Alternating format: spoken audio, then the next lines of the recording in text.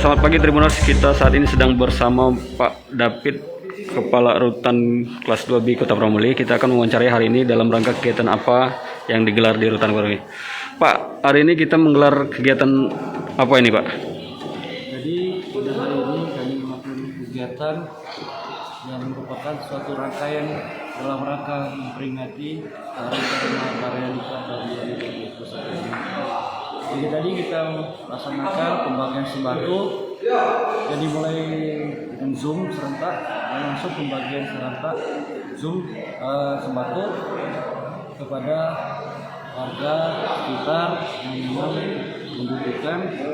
Dan ini dalam kegiatan ini kami diberi nama Kumham Peduli, Kumham Berbagi, dan Empati Kumham.